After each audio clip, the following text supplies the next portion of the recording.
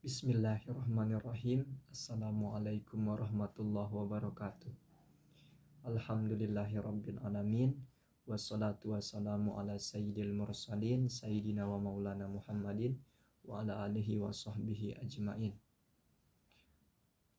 Pada presentasi yang kedua ini, tema kita adalah pengaruh iptek dan sistem komunikasi terhadap pengembangan media pembelajaran PAI. Adapun dosen pengampu Ibu Dr. Hajah Samsul Susilawati MPD. Baiklah, pembahasan kita terbagi menjadi 3. Yang pertama, pengaruh iptek terhadap pengembangan media pembelajaran PAI. Yang kedua, pengaruh sistem komunikasi terhadap pengembangan media pembelajaran PAI. Yang ketiga, dampak iptek dan komunikasi dan sistem komunikasi terhadap pengembangan media pembelajaran PAI. Yang pertama, pengaruh iptek terhadap pengembangan media pembelajaran PAI.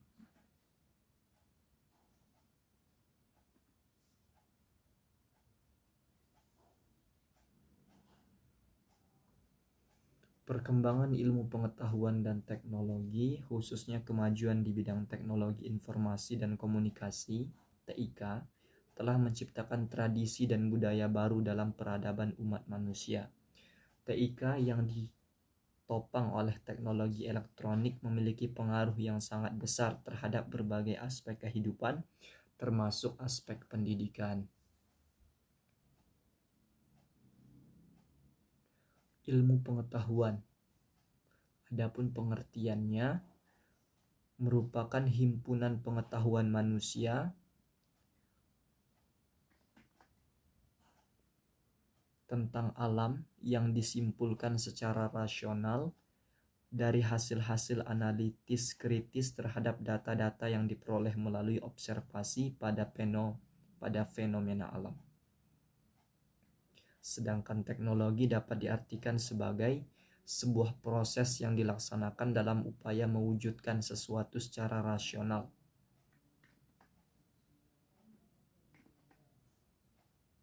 Teknologi merupakan ilmu pengetahuan yang ditransformasikan ke dalam produk, proses, jasa, dan struktur organisasi.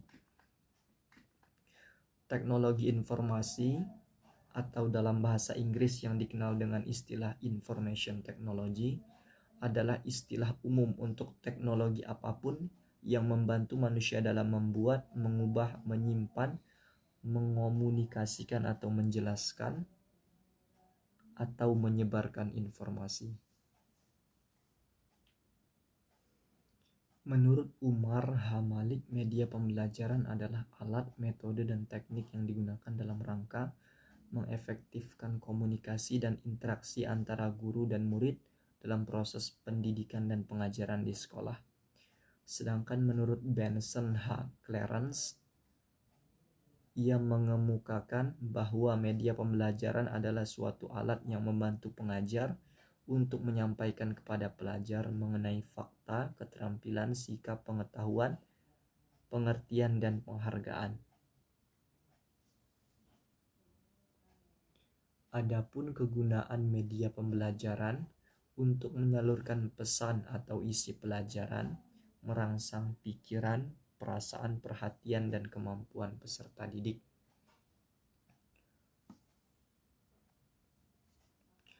Adapun media pembelajaran pendidikan agama Islam juga dimaknai sebagai segala sesuatu yang dapat digunakan untuk menyampaikan bahan serta materi tentang Islam kepada peserta didik agar terwujudnya kepribadian muslim yang sesuai dengan nilai-nilai yang terkandung dalam Islam di keluarga dan masyarakat. Adapun klasifikasi media pembelajaran dapat digolongkan ke dalam beberapa jenis media, antara lain: pertama, media visual, grafik, diagram, chart, bagan, poster, kartun, komik. Itu contoh-contohnya. Yang kedua, media audial. Contohnya radio, tape recorder, laboratorium bahasa, dan sebagainya. 3. Projected still media, slide, overhead projector, infocus dan sejenisnya. Keempat, projected motion media, film, televisi, video, komputer dan sejenisnya. Pemanfaatan Information and Communication Technology (ICT) merupakan salah satu solusi alternatif untuk menyikapi problematika terkait mutu dan relevansi pendidikan, yang menurut beberapa hasil penelitian dapat memberikan keuntungan bagi dunia pendidikan.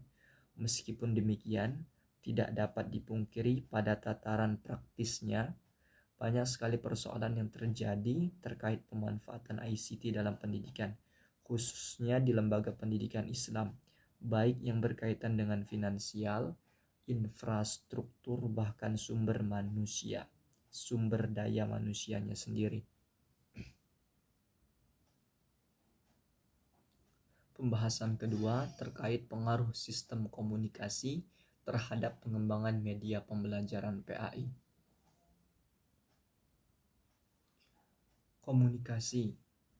Komunikasi berasal dari bahasa Latin communis yang berarti sama, common. Upaya untuk membangun kesamaan makna antara pengirim pesan, sender, dengan penerima pesan, receiver. Adapun teknologi komunikasi, perangkat teknologi yang terdiri dari perangkat keras, hardware, perangkat lunak, software, proses dan sistem untuk membantu komunikasi agar berhasil komunikatif, seperti telepon, radio, televisi, audio, video, email, Facebook, Twitter, dan lain sebagainya. Adapun sistem komunikasi merupakan himpunan perangkat keras dan perangkat lunak yang dirancang untuk mengomunikasikan informasi dari suatu lokasi ke lokasi lain. Dapat mengirimkan informasi dalam bentuk teks, grafik, suara, atau tampilan peraga, video.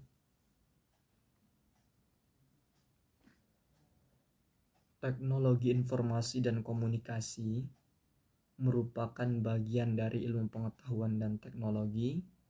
Semua teknologi yang berhubungan dengan pengambilan, pengumpulan, akuisisi, pengolahan, penyimpanan, penyebaran, dan penyajian informasi.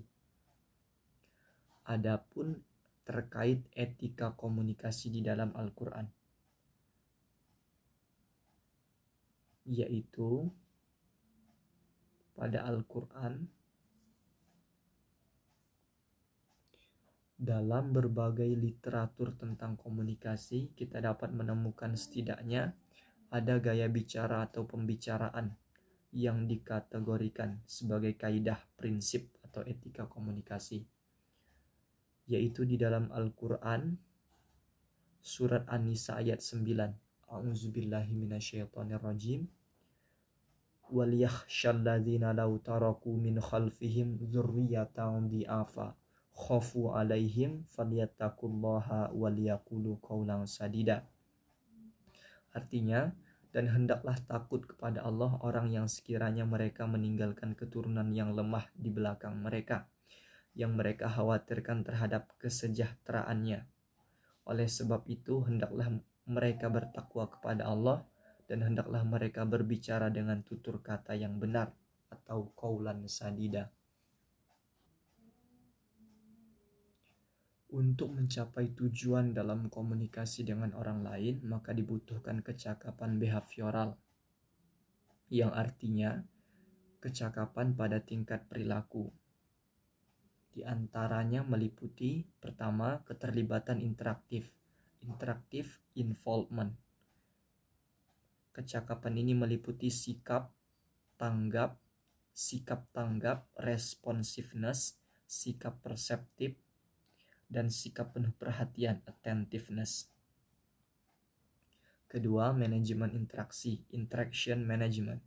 Kecakapan ini membantu seseorang mampu mengambil tindakan yang berguna bagi seseorang untuk mencapai tujuan komunikasi.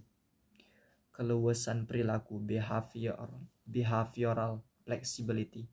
Kecakapan ini membantu seseorang untuk melaksanakan berbagai kemungkinan perilaku yang dapat diambil untuk mencapai tujuan komunikasi. Mendengarkan, listening.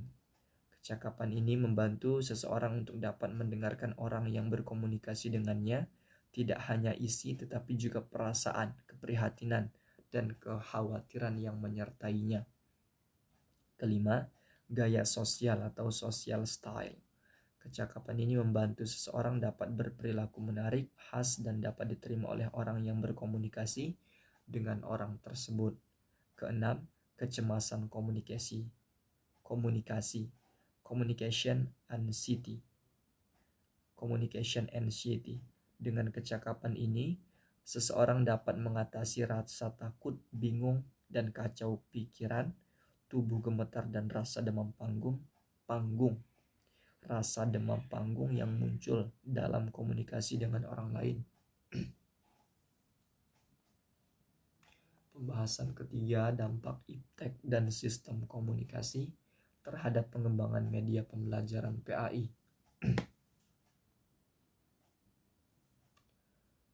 Adapun dampak penggunaan TIK dalam pembelajaran PAI. Mengutip hasil penelitian Jasmansyah pada 5 SMA negeri di Kabupaten dan Kota Sukabumi, di antaranya memudahkan guru dalam menyampaikan materi ajar, evaluasi pembelajaran lebih praktis dan efektif, memudahkan siswa memahami materi yang abstrak, berhasil meningkatkan motivasi belajar siswa, menghilangkan penghalang yang sering dirasakan dengan media pembelajaran konvensional, memudahkan siswa menemukan informasi dan sumber belajar, meningkatkan hasil belajar siswa, dan membangun kemandirian siswa dalam belajar. Sedangkan beberapa faktor pendukung dalam kegiatan pembelajaran PAI berbasis TIK diantaranya dukungan pemerintah dalam bentuk regulasi, ketersediaan fasilitas TIK, kecepatan jaringan internet yang semakin membaik, ketersediaan perangkat handphone berbasis Android maupun iOS yang dimiliki siswa, serta dukungan orang tua dan lingkungan yang memadai. Penggunaan atau pemanfaatan internet sebagai media pembelajaran sangat mempermudah peserta didik dalam mengakses sebuah informasi pengetahuan, mengirim tugas-tugas sekolah lewat email, WhatsApp, Google Classroom, dan sebagainya.